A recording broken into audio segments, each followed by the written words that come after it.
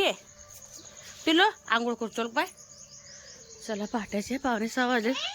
माझे आंघोळ वगैरे झाले. हे गपरे. तर हे शेळ्यांना ना जंताचं इंजेक्शन द्यायला गेले. अनुष्य पोटी द्यावं लागतं. हा आणले खायला. तर असं जंताचं औषध आहे. प्रमाण आहे खायला. लहानला 5 आहे. होय ना. मोठ्याला 10. कोणा कोणाला पाजलं आता. बारक्या दोघांना पाजलं.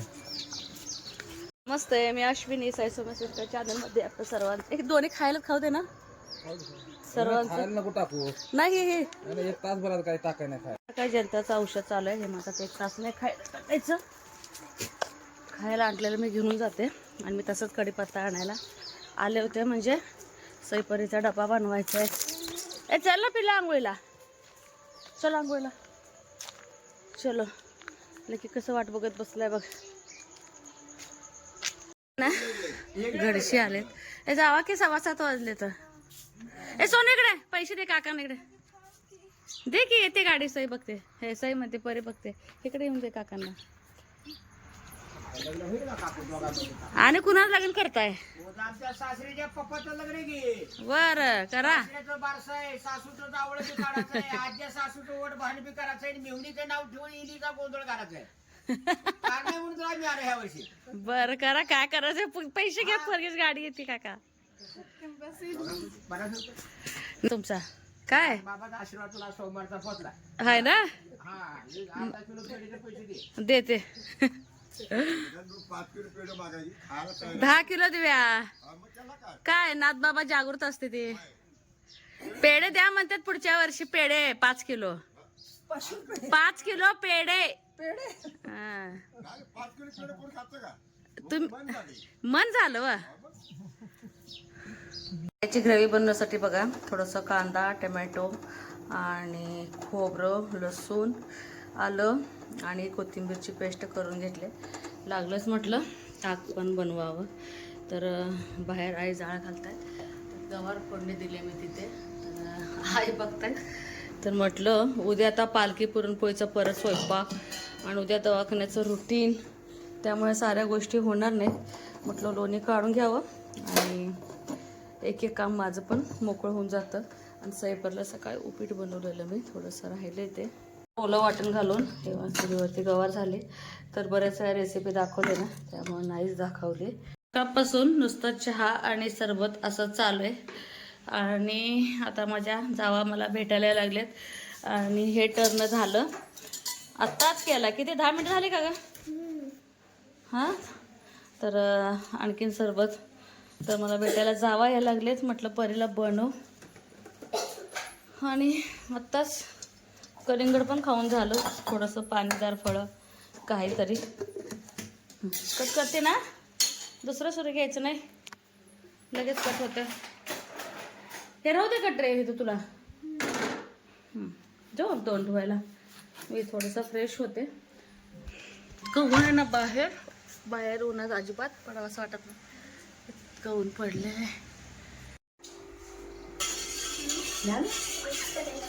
तर मी पण फ्रेश होऊन घेतले. काय झालं सांगते तुम्हाला. बरोबर 1:45-2 वाजत आले. आणि जेवल्यानंतर इतका त्रास होतो ना. खूप त्रास. आणि वरचेवर वेगळंच काहीतरी होत राहतं मला. आणि ऊन पण सहन होईना. त्या डबल शीट असल्यामुळे तसं होत असणार असं मला वाटतंय. आणि पोरी घरात असले खरं सांगते मला करतात. आणि मुलींची परीक्षा चालू झालीत का असं कमेंट आली होती. हा दोघी मुलींची हे परीक्षा चालू आहेत. पण ओरल चालू आहेत. आणि लेखी पण चालू आहे का. पॅचचे चालू आहेत का. माझे पॅचेस आहेत फक्त. शाळेचे नाहीये. आणि दीदीचे दोन्ही पण चालू हा ना. तर अजून ना त्यांची ना लेखी परीक्षा नाहीत. पॅचचे सरकारी आहेत. आणि तोंडी परीक्षा. आणि त्यांना सोपं पण जात आहे. अभ्यास पण करतेत. टीव्ही पण बघतेत. कामं पण करतेत. जास्तीत जास्त यात्रेचा आणखी जास्त आनंद. टीव्हीच बघत नाहीत पोरी आता तरी. आणि आज म्हटले मी ह्यांना. तर सई का नको म्हणते. जम्पिंग पण सई मोठी झाली ना आता. का नाही सोनू का. जाणार जा संध्याकाळी जा. मग सईनं सगळं आवडलं. आणि मी म्हटलं यांना पूर्ण यात्रेत नाही. कारण की बघता बघता यात्रा चालू होऊन 4 दिवस झाले. आणि उद्या शेवटचा दिवस. उद्या पालखी असते. पालखीला नाही तिथले सगळे लोक येतात, सगळे म्हणजे सगळे हो. आपल्या घरात नाही लाईट परत कोणच घेणार नाही ग, आता घेते. आता घेतात ते आपल्या घरात आपल्या परत कधी भेटणारच नाही ते घरात. परत भेटणार नाही असं बोलतो आपल्या साहेब. घरापर्यंत गाडी असते तिला. हा, उद्याची गर्दी असताना संध्याकाळचं मी तुम्हाला सई किंवा हे मला शूट करून देते, कारण मी सई परला असा आजी बरोबर पण पाठवणार नाही, कारण ती गर्दी इतकी चेंगरा चिंगरी असते ना, खूप म्हणजे खूप खूप खूप. त्यात रात्रीची यात्रा असते आणि ऊन नसतं, त्यामुळे लोक, मला वाटतं काल सगळी बरोबर परी म्हणतो ती काही ज्यांची घरं बंद होती ना सगळ्यांची घरं खोलले आहेत, भांडी वगैरे घासत. मी आणि बाबा दुकानात गेलतो ना, हा. तेव्हा ती एक घर नाही का चालते, लगेच भांडी ती घासायला काढली. हा, म्हणजे जे मुंबईला पुण्यात राहतात मग डायरेक्टली यूज करत नसतात ग, मग ते काय करतात धुवून वगैरे भांडी मग वापरतात, त्या निमित्तानं त्यांची आपल्याची स्वच्छता आपोआप होऊन जाते. पण बघायचं हे कुठे गेलं का ग्लास धुवून ठेवली. तिथे का, तर पूर्णात थोडंसं द्यावं लागतंय, करतात हेच महत्वाचं म्हणायचं. आणि चंपा आणि ज्यूस वगैरे पाजून आला म्हटलं दोघींना. उद्या तर मला टेन्शन आलंय, पुरणपोळीचं स्वयंपाक आणि दवाखान्याचं रुटीन चेकअप आहे. आई, पण जाऊ तुला पण नको असं तुला वाटायला. बरं झालं यार. कारण कारण तुला पण सुट्टी आहे ना. हा, उद्या सुट्टी आहे पूर्ण, ते एक बरं झालं. परी मला आत्ताच म्हणतो की आई फरशी पुसून घेऊ का उद्याची, पण मी दररोज न चुकता सकाळ संध्याकाळ आता पुसायचं लागलं. आधी एक टाइम पुसायची, आता 2 टाइम पुसते, कारण की ह्या 4-5 दिवसात इतकं येणं जाणं वाढलं आता ना. तू आहे का नाही सांगत नाही फरशी मग म्हणल्यानंतर नाही नाही, सारखं सकाळ संध्याकाळ आई मला सारखे वरडत असते. फ्रीज मध्ये ठेवू का तोपर्यंत? हा ठेव. चला, तर मी पण थोडंसं ना आता फॅन खाली जाते. हे बर्फाचं ट्रे पण ठेवते का पिल्लू? आई झालाच नाही. थांब मी ठेवते, थांब पडेल काहीतरी, हे पण ठेवूया, थांब. टेस्ट करू का? कर, चांगली गोष्ट. चला.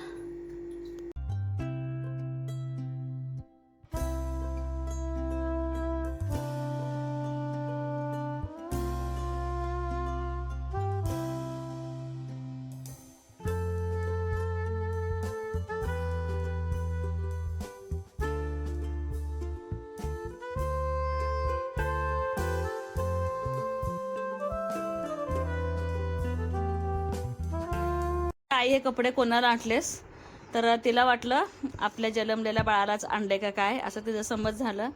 पण हे ना उद्या एक बारसा आहे, त्या बारसासाठी तर परला वाटलं बाळालाच आणलंय का काय, तिला आणलेलं माहीत नाही. जेव्हा मी परवा गेले आठवड्यात दवाखान्याला गेले होते ना, त्यावेळेस येतानाच हे कपडे आणले आणि एकदम मस्त आहेत कपडे, उन्हाळ्यात खरखरीत वगैरे टोचणार नाही वगैरे काही नाही.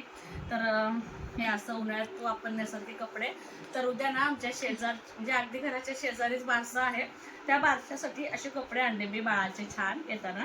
तर उद्या कसं मला आता बारशाला जाता येणार नाही आणि आईनं पण काय होतं माहीत नाही. आईला बोललं तुम्हाला वेळ मिळाला तर जावा, नाही तर आता 4 वाजता बाळांतिनीची ओटी भरून आलं तर पण चालते, कारण त्यांचा बारशाचा मुहूर्तच 12च्या आत आहे म्हणे. आणि दुसरी गोष्ट उद्या पालखी, उद्या पुरणपोळीचा स्वयंपाक आणि नैवेद्य वगैरे भरायचं ते एक असतं. आणि दुसरी गोष्ट रुटीन चेकअपला पण मला सकाळ जायचं आहे. उद्या मला इतकी दगदग होणार आहे काय सांगायला नको. तर मी आईला बोलले आता जाऊन या, आणि मला जर जायचं म्हटलं तर मला इथलं इथं पण जायला नको वाटायला लागलंय. आई बोलतात की उद्या मला वेळ मिळाला तर ठीक, नाही तर उद्या संध्याकाळी जाऊन मी ओटी भरून येते म्हणतात आई. तर परीची शंका मनातली काढली, तिला वाटलं हे नवीन कपडे आपल्याच बाळासाठी.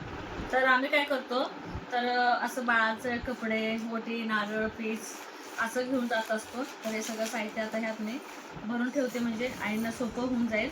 तर परीच्या मनातलं डाऊट थोडंसं क्लिअर केला. आणि करायचं माझं जे पॅड आहे ना, मग मी काय केलं होते, सईपरीचं जुनं पॅड वापरत होते, मला आता पूर्ण लागत नाही ते मला घ्यावं. तर परीनं काय केलं माहिती आहे का, तर छान एका ना व्हाईट पेजवरती असं चित्र काढलं, त्याला रंगवलं आणि हे असं चिटकवलं. एवढंच की चिकटपट्ट्याचं मात्र झालंय. मी तिला वरडलं एवढं चिकटपट्ट्या कशाला केले आहे, तू चिकटपट्ट्याचंच बघ म्हणली. किती मेहनतीनं तुझ्यासाठी पॅड बनवलंय, त्याचं काय नाही बोलली. तर खरंच छान असं बनवलंय. तर म्हणलं आता थोडंसं लिखाणाला बसते. तर 4:30 वाजत आले. तर चला, दररोज थोडं थोडं जेवढं होईल मला तेवढं मी लिहित असते. तर लिहिले की थोडंसं माझं पण मन समाधान वाटतंय आणि उद्याची पण मला दवाखान्याची पण जायची तयारी करायची आणि उद्याच्या सकाळच्या स्वयंपाकाची पण तयारी करायची. कारण की घरी सारखं कोण यात्रेमुळं जे बाहेरून आलेले असतात ना मग भेटायला येतातच घरी. आमची यात्रा ना आणखीन 6 महिने लांबणीवर आहे तरच ना नियोजन चालू असतं. जसं की बघा कुठलंही काय असो, जसं ही शासनकाठी आहे तर ही कशी कधी उभा करायची, त्याचं डेकोरेशन म्हणा किंवा वर्गणी देणगी ज्याला ज्याची इच्छा असते ना स्वइच्छेनं मोठा खर्च सुद्धा देवळासाठी करतो बरं का. जसं की देवळाच्या एरियामध्ये पाणी असो किंवा ब्लॉक वगैरे बसवायचं असेल तर इथं ना लग्नामध्ये जसं मांडव असतं ना सेम त्याच पद्धतीनं मांडव सुद्धा देवळासमोर घातलेला आहे आणि त्या मांडव्याखाली वाघ्या मुरळीचा खेळ चालू आहे. काय गोष्टी जे म्हणजे लोप होत चाललेत ना जसे वाघ्या मुरळी वगैरे तर त्या गोष्टी पण गावात आणले जातात आणि त्यांना ना आधीच 1-2-3 महिने सुपारी देऊन ठेवावी लागते. मग ते लोक तारीख काढतात आणि वेळ काढून आपल्यात येतात आणि यात्रेवरून ना परी जम्पिंग खेळून आली आणि येताना ना असं दाबेली आणली होती तिला दीदीला आणि मला. आईंची एकादश होती पण ती एकटी तिथे खाऊन आलेली नाही कारण की सई जाताना तर जाते म्हणून गेली होती पण तिच्यासोबत कोण नव्हतं म्हणून ती गेलीच नाही. मग परला थोडंसं बोरच वाटलं असेल मला वाटतंय. दीदी चल मग रडत होती पण सई नाहीच बोलली. तिच्या वयाच्या पण मुलीसोबत पाहिजे ना मग ती येते. पण परी कसं आणखीन छोटी आहे सगळ्या गोष्टी तिला कराव्याशा वाटतात. जास्तीत जास्त जम्पिंग खेळणं. पण तिथे गेल्यानंतर ना तिला तर माझे पुण्याचे जे जावा आलेत ना त्यांची मुलं वगैरे होती त्यामुळे तिला एकदम भारी वाटलं. लहान आहे तेव्हा उड्या मारेल. परत काय अशा गोष्टी आणि असे दिवस काय जवळ म्हणजे बघायला मिळत नाही ते बरं का मुलांना. आणि दुकानं पण आता ना भरपूर यायला लागलेले आहेत. तर पालखीच्या दिवशी ना थोडेसे जास्तीत जास्त दुकान येतात आणि आजच्या दिवशी बघा पालखीच्या आदल्या दिवशी भरपूर असे पाहुणे रावळे वगैरे येतात. ज्यांची घरी बंद असतात ना जे म्हणजे गावी राहत नाहीत पण बाहेर राहतात ती लोक येतात बरं का खास. तर आज ना ऑर्केस्ट्रा सुद्धा आहे. बरेच कार्यक्रमाचं नियोजन आहे. दरवर्षी मी पण जात होते पण ह्या वर्षी नाही जाणार मी. सगळ्यात महत्वाचं आता माझं हे जे चालू आहे आता प्रेग्नन्सीचं ते मला महत्वाचं आहे. आणि इथं ना सबीना निघणार आहे. म्हटलं चला सबीनाला छोटे छोटे भरपूर अशी मुलं होती आपापला ढोल घेऊन येतात. म्हटलं तुम्हाला हे पण आमच्या सबीनाचा कार्यक्रम दाखवावं.